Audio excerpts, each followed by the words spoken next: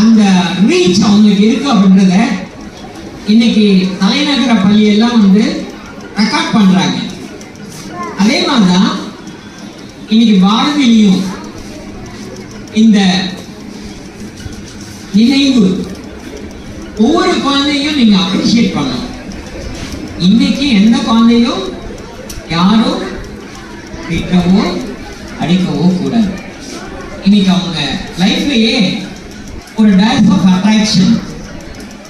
அவங்களோட முதல் படி இந்த கிராஜுவேஷன். இந்த கிராஜுவேஷன் வந்து இவ்வளவு நாள் பாரதியில பண்ணாம இப்ப என்ன பண்றாங்க? 6th 7th 8th அப்கிரேடேஷன் ஆகிருக்கு Bharathi. A golden moment. Let us give applause to Bharati.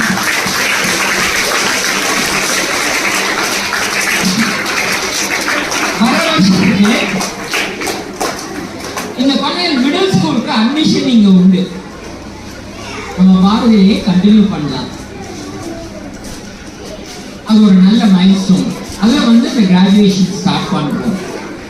இதோட அப்ரிசியேஷன் வந்து அடுத்த வருஷம் அகாடமிக் இயர் ஸ்டார்ட் ஆகும் போது இதே கனவுகளோட வருவாங்க. அவங்களோட லேர்னிங் கெப்பாசிட்டி வந்து ஹையர் ஆகும். அவங்களுடைய உள்வாங்குற தன்மை வந்து பன்மடங்கு பெருகிருக்கும்.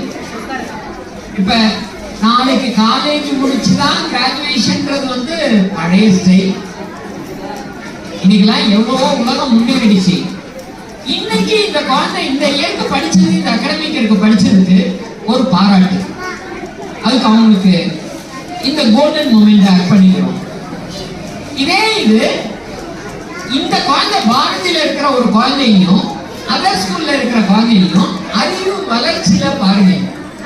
ஏன் கேட்டா ஒரு சிபிஎஸ்இ ஐசிஎஸ்இ சிலபஸ்ல என்ன கொடுக்குறாங்களோ அந்த எஜுகேஷனை இன்னைக்கு பாரதி இந்த மாரியம்மன் கோயில்ல கொடுக்குறாங்க. அதோட ரீச் வந்து அண்டர்ஸ்டாண்டிங்ல இருக்கும். அதுக்கான பயிற்சியை கொடுத்துறாங்க.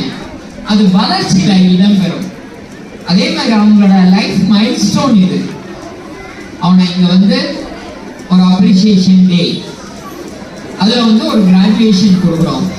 அந்த கிராஜுவேஷனுக்கு அப்புறம் அவங்களுடைய வளர்ச்சி வந்து ஒரு அபரிமிதமான புத்தி விஸ்தாரமான நிலையில இருப்பாங்க.